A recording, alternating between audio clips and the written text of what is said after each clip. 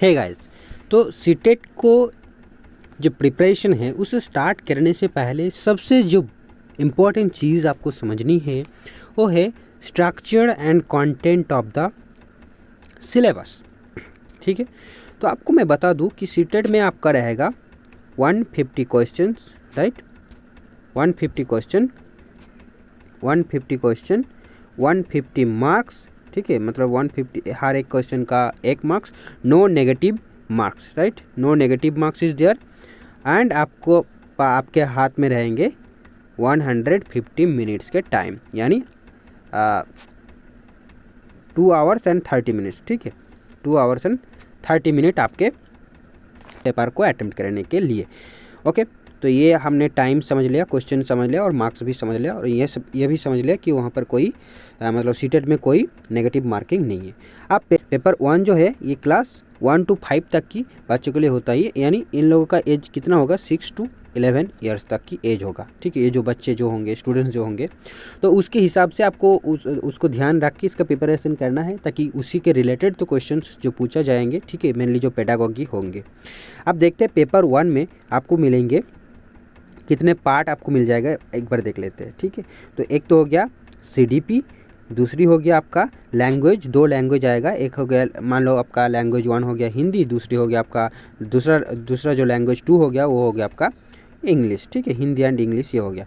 तो पहला CDP, ठीक है, पेपर 1 के पार्ट 1 में आपका रहेगा CDP, जहाँ से आएगा 30 क्वेश्चन, ये आ गया 30 क्वेश्चन। ठीक है, टोटल में इसका भी यहाँ पर 3 पार्ट है, जैसे कि यहाँ पर आप देख सकते हो डिटेल सिलेबस। ठीक है, ये पर डिटेल सिलेबस आप जरूर गूगल में सर्च करिएगा, आपको ये पूरा मिल जाएगा। मैं बस ओवरव्यू आपका दे देती हूँ।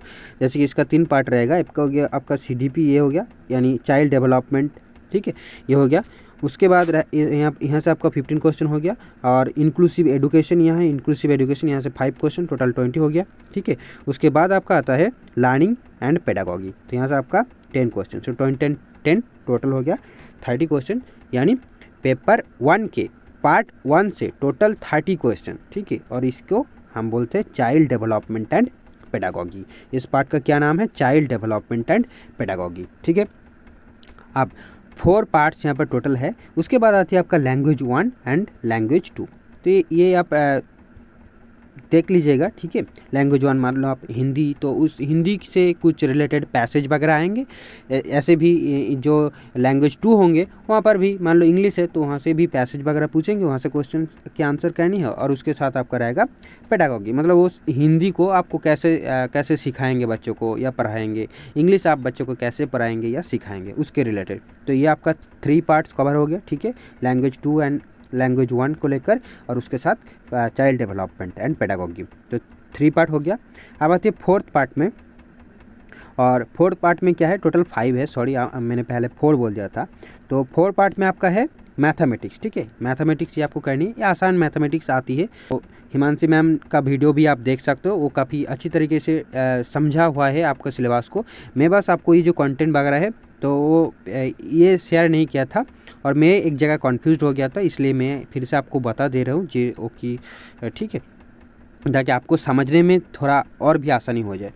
तो ये मैथमेटिक्स जो है इसके पार्ट आपका 4 में है, इसका भी कंटेंट आप देख सकते हो। कंटेंट आएगा मतलब कुछ मैथ वगैरह करने बोलेंगे, और उसके साथ आपका पेडागॉगी के रिलेटेड क्वेश्चंस आने वाला है। तो यहाँ से 30 क्वेश्चंस बन गया। उसके बाद आते हैं आपका एनवायरनमेंटल स्टडीज यानी EVS, यहाँ से भी 15 क्वेश्चंस आने वाला है कंटेंट से।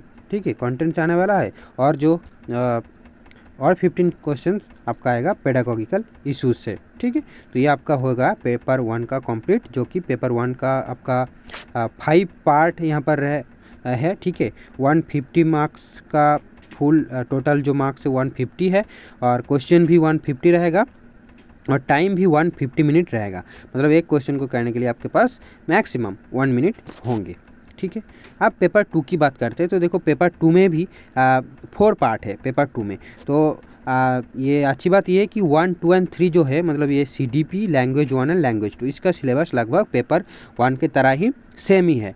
बात यहाँ पर आती है कि मैथमेटिक्स एंड साइंस, तो जो लोग सिर्फ मैथमेटिक्स और साइंस बैकग्राउंड से है उन लोगों के लिए ये पार्ट है मैथमेटिक्स एंड साइंस वाला। जिन लोगों का आर्ट्स बैकग्राउंड है या ह्यूमैनिटीज़ बैकग्राउंड है, उन लोगों के लिए ये पार्ट नहीं है, तो वो लोग इसे छोड़ सकते हैं। ठीक है, जैसे कि मैं इसे इसको कवर करने की ज़रूरत नहीं है मेरे को, मैं ज्योग्राफी से हूँ, ठीक है।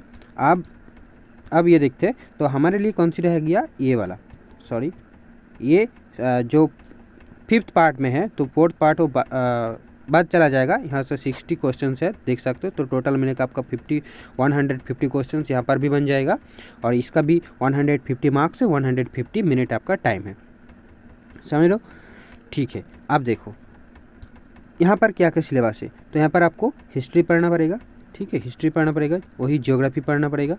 देन उसके बाद आपका आती है सोशल एंड पॉलिटिकल लाइफ पढ़ने पड़ेंगे, और पेडागोगिकल इशूज़ के साथ यहाँ पर पेडागोगिकल इशूज़ के भी आपका 20 क्वेश्चन यहाँ पर रहने वाला। अब ये कहाँ से पढ़ना है, इसके लिए आपका जो सीटेट है खुद ही बता दिया है। यहाँ पर देखो, for detail syllabus of class 1 to 8 please refer to NCERT syllabus and text books, ठीक है। मतलब ये जो भी ये कंटेंट यहाँ पर क्वेश्चंस पूछे जाएंगे, बोल रहा है कि NCERT के लेवल के क्वेश्चंस आने वाला है। तो आपको पहली चीज़ तो NCERT पढ़ना ही पढ़ना है, बाद में जाके आप और भी बुक पढ़ोगे, ठीक है। मतलब आपका बेसिक क्लियर होना चाहिए, तो उसके लिए NCERT काफ़ी रहेगा। तो आई होप आपको ये समझ में आया होगा कि हम लोगों के लिए ये जो पेपर 2 में जो साइंस और मैथमेटिक्स वाला पोर्शन है वो हमारे लिए नहीं है। यही मेनली मेरा कन्फ्यूज़ था, और हिमांशी मैम का जो वीडियो है उसे देखने के बाद मेरे को क्लियर हो गया था। फिर भी ये सिलेबस मैं एक बार देख लिया, और मेरे को भी थोड़ी बहुत समझ में आया सिलेबस, ठीक है। पूरा टॉपिक जो है एक एक टॉपिक चुन चुन के पढ़नी है, कंप्लीट करनी है, उसके बाद रिवीजन करनी है। तो ये सिलेबस की प्रिंट आउट ज़रूर ले लेना, मैं भी ले लूँगा, और उसके बाद स्टार्ट करेंगे प्रिपरेशन। तो चलिए, थैंक यू फ्रेंड्स।